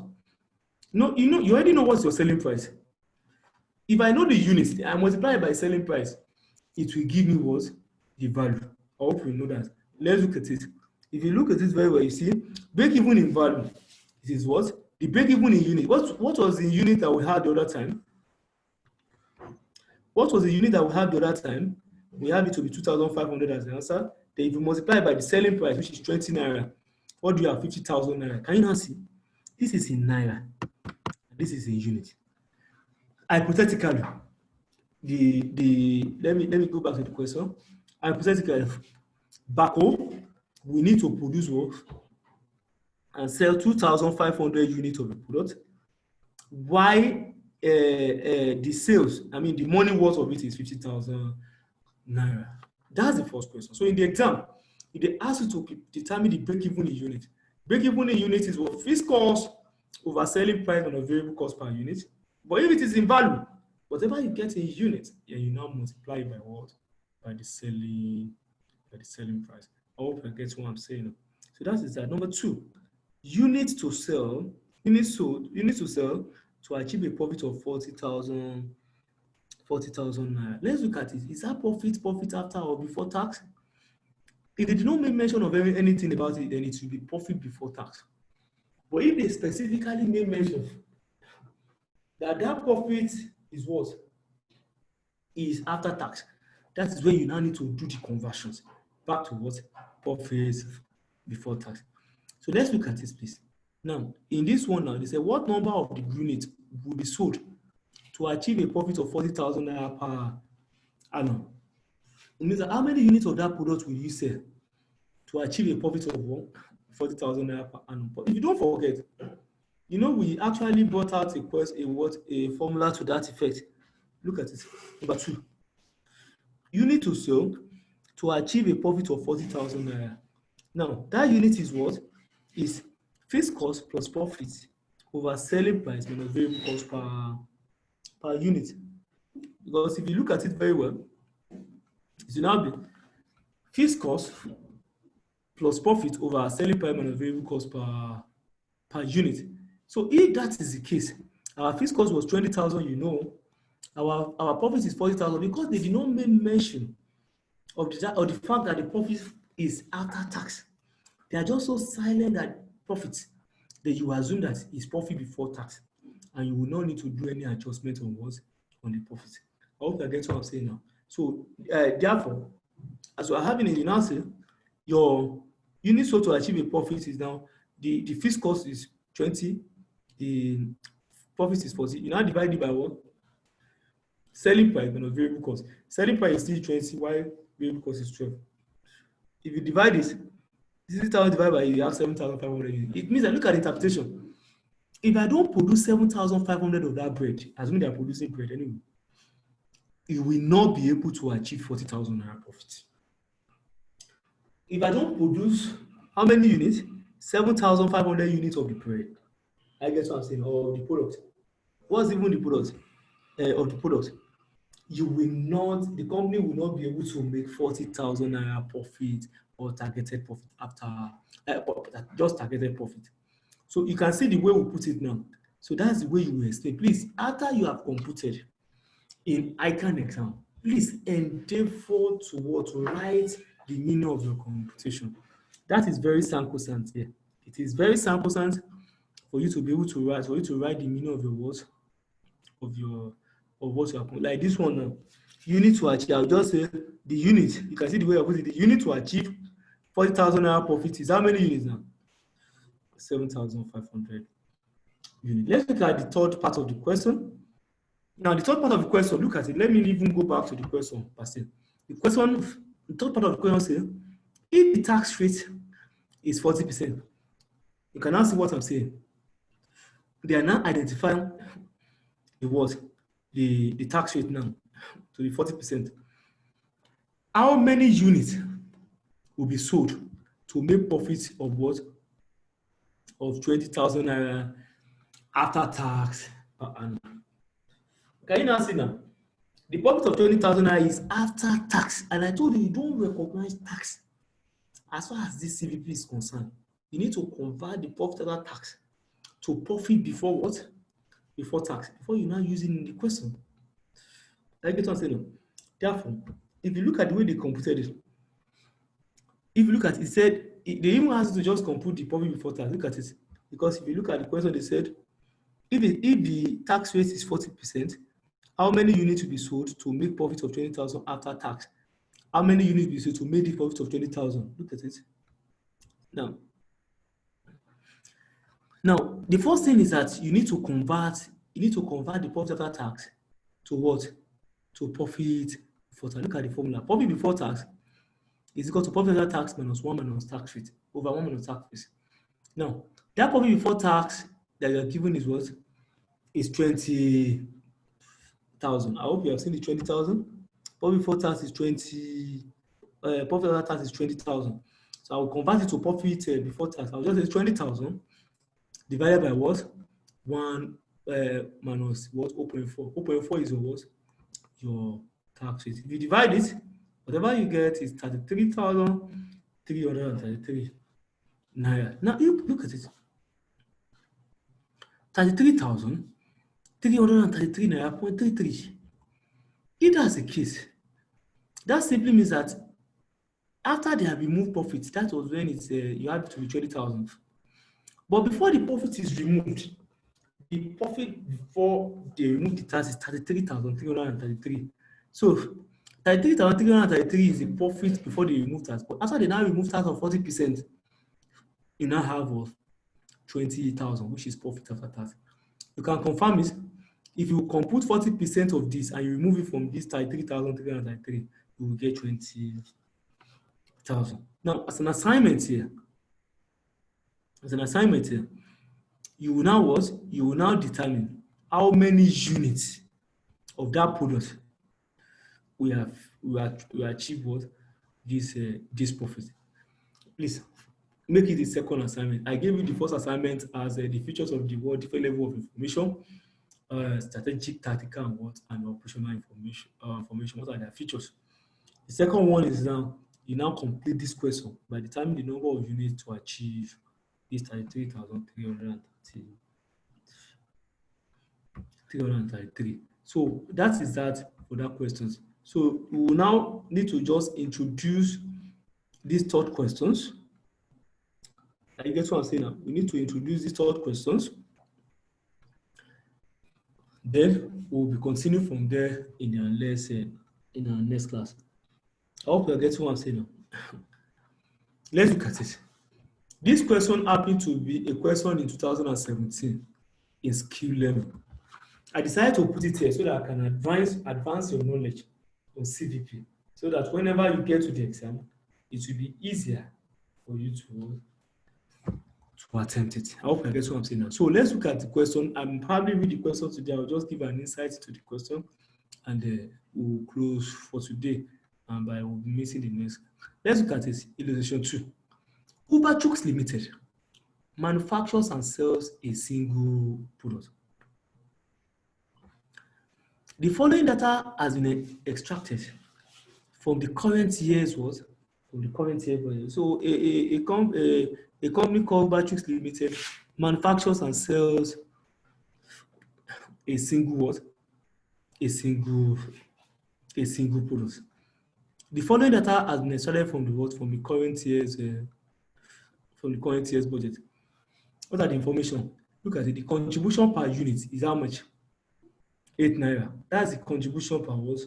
Per unit. Do you know a contribution? I know that selling price minus variable cost per unit. It means that when they remove the variable cost per unit from the selling price, how much they have? They have 8 naira. Hope you get what I'm saying. Now, contribution per unit is 8 naira.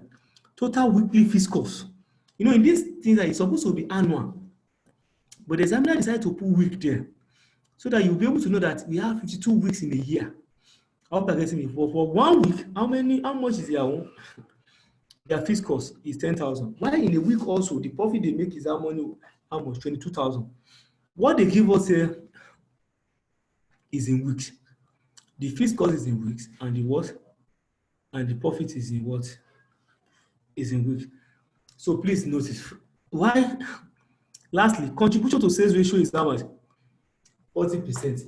When we say contribution to sales ratio, that's the proportion of your contribution to your sales is 40%. It means that your contribution to your sales, if your sales is 100, your contribution in your sales is what? Is 40. That's 40 over 100. So 40% is the contribution to sales ratio. Please note, this contribution to sales ratio, I've explained to you, is the same thing as contribution margin ratio, which I highlighted in the other. If you look at it very well, should I go back so that you can see? If you look at it,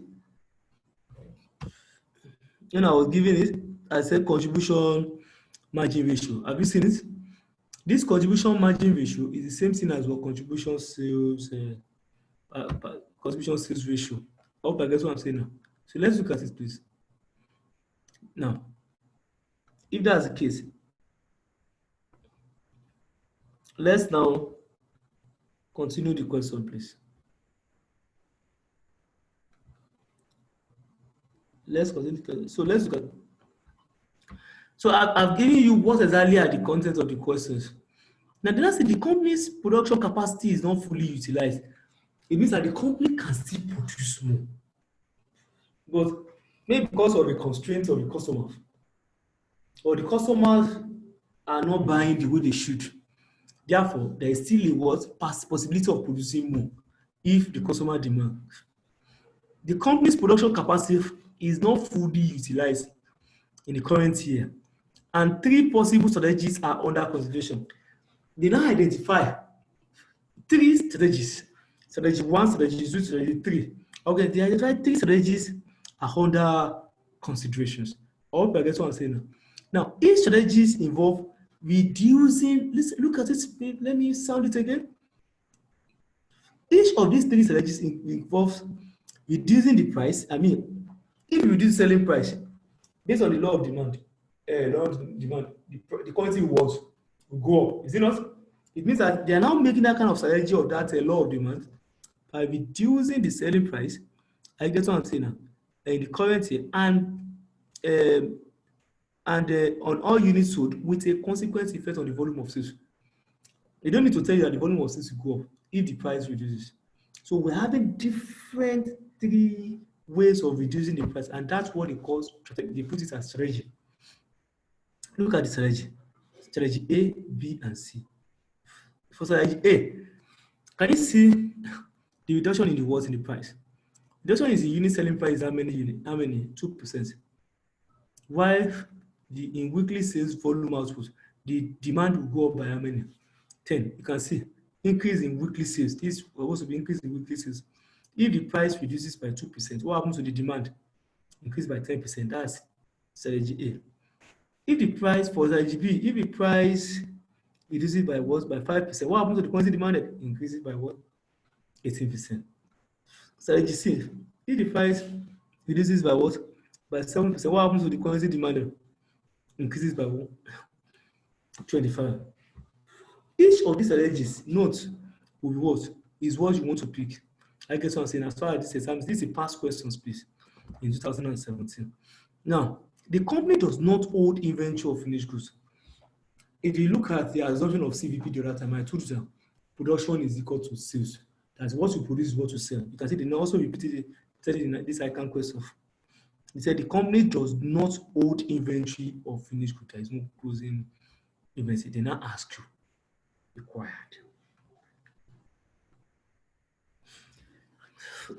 Let's look at the required, please. Required. Let's look at calculate. 1, the selling price per unit of production for the current year, 2 marks. The selling price per unit of the production for the current year, 2 marks. 2, the weekly sales in units and value for the current year, 3 marks. That's the weekly sales in units and value for the current year, 3 years. 3, the current year's break-even point in units and value, 4 marks. Why the last one? Look at the last one. That's it. Determine with a statement which one of the 3 strategies, that's strategy A, B, C, strategies should be adopted by the company in order to maximize weekly profits, 6 months. It means that what out of these A, B, C will you recommend for the organization if they are intending to maximize the profits of the organizations? I hope you get what I'm saying now. So we're now to do all this. Now I can look at the first one and see if it's a thing that we can quickly do. Let's look at the first one. He said you can calculate the selling price per unit of the product for the current year. What's even the selling price? You know, in this case, we are not given selling price straight. I hope you understand what I'm saying now. But look at it. You are given the contribution per unit. Is it not 8 naira? And I know my contribution per unit is what selling price minus variable cost per unit. Is it not? Now, if my contribution per unit is 8 naira, but what my contribution to sales ratio is what? 40%. You know, sales ratio is the same thing as your what? As your contribution margin ratio. Is it not? And your contribution margin ratio is equal to what? Selling price minus variable cost per unit over what? Over selling price. Hope you're getting me. That is this 40% contribution to say you put contribution up. No, contribution is selling price minus variable cost. Is it not? Then you now put sales down as selling price. Whatever you get is 40 over 100. If I can do this, it will be easier for me to determine the selling price. Let's look at it. The way it is done there. Let's look at it. Now, I put the solution to question 1 here. Calculation of selling price per unit. You want to determine the selling price. You know, what we use are these 2 things, these 2 information.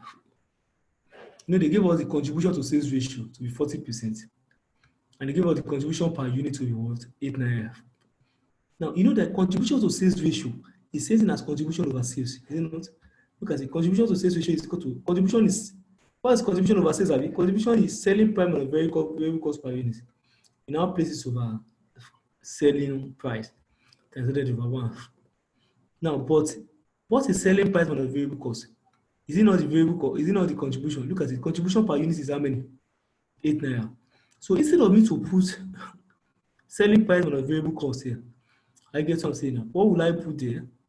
I will just put 8 naira there. But 8 naira is contribution per unit. And contribution per unit is selling price minus variable cost per unit. So if you have it this way now, you now say contribution to sales ratio is now selling price minus variable cost per unit over what? Over selling price. Now, selling price minus variable cost per unit now, we don't know the selling price, but the contribution per sales ratio. So the 40%, look at the 40%. 40%, which is the contribution per sales ratio, is equal to what? Selling price minus variable cost is what? How much? 8 naira, because that's contribution anyway, over the selling price. Can you now see that I'm still using these equations now? Look at the way I use the equations. Contribution percentage ratio is 40% you are given. And it is equal to contribution. You know, contribution is selling price minus variable cost per unit. What's contribution in the equation? 8 naira over the selling price. So if you cross multiply, I get what I'm saying now. Selling price will multiply by 40%. You know, 40% is 0.4. Hope you know. 0.4 times selling price. Can you see? Is equal to what? 8 naira. 0.4 times selling price is equal to 8 naira. Cross multiply. Now, and I want to have my what? Selling price. That's what I'm looking for. I divide both sides by 0.4, 0.4, 0.4. If I divide it, I now have selling price is now equal to 8 divided by 0.4. How much is that? 20 naira. Therefore, my selling price is 20 naira. I hope you can see the way I got my selling price. In that diet 2017, they made this as what? As two marks. I hope you understand what I'm saying. This is what is to write it as 2 marks. How to determine the contribution, how to determine the selling price. I hope you get me. So you need to follow the procedure here. I get me so that you can know how to determine the what? The selling price. So in a nutshell, from the next class, I will not take it from this area. I get me so that I can finish the work. I can finish the session. So in a nutshell, we have been able to take a questions under what? Under CVP. I guess what I'm saying now. This is the second question we are taking under CVP. So with this, I know you are what? You have been able to what? You have been able to gain 1 or 2 things here in what we have done. By next class, I will what? I will now move on to this area. That's weekly sales in unit and value for the current year. So that's where we stop today. By next class, we'll continue. So this is this is what they call CVP. I get it now. You first need to recap what we've done. You first need to know that CVP is the what? Is the study of what? A relationship of cost and profit at different level of what? Output. And apart from that, CVP has a lot of assumptions. The selling price must be constant. The variable cost per unit must be constant. Only 1 unit of product is produced. If you produce more than 1 product, the sales must be constant. Technology and efficiency is constant, and so on and so forth. I haven't explained all that. I now gave you the background of the formula. What is the break-even in units, break-even in value, unit to achieve targeted profit, value to achieve targeted profit, and also the margin of safety. And from there, after explaining those formulas, I now took key questions. And the second question was actually where we were. So that is that for today. I don't know whether you have questions that you want to ask me so that I can quickly attend to those questions. So by this now, I need to stop the sharing, the screen sharing. Okay. So you can ask the questions. If you have questions.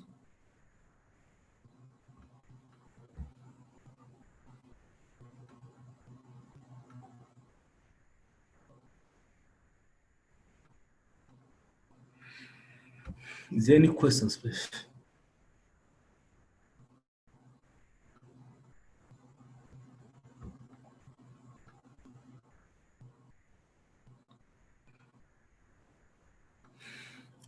So I'll give you like 1-2 minutes to see whether there is a questions. So I hope you are able to gain 1 or 2 things from this lecture today. I mean, I hope you're able to have to gain 1 or 2 things in the lecture today. So I'll wait for the next 2 minutes.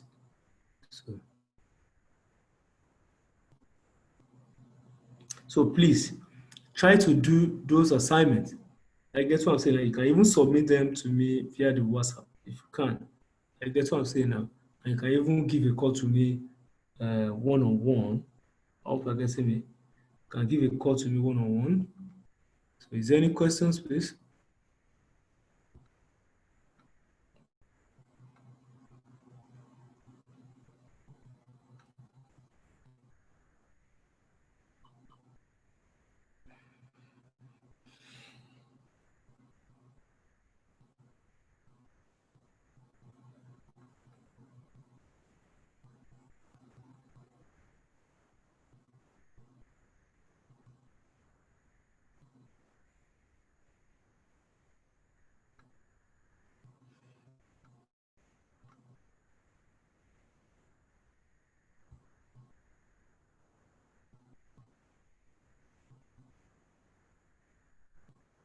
Any questions, please?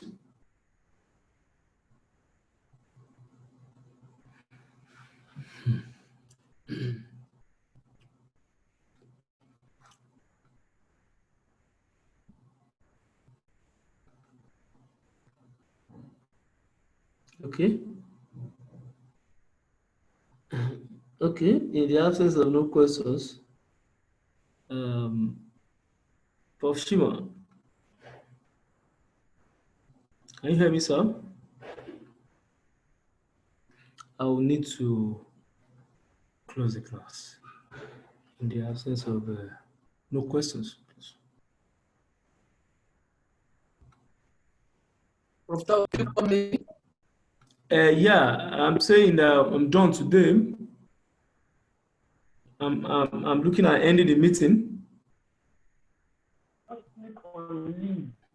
Can I end the meeting? I can end it, okay?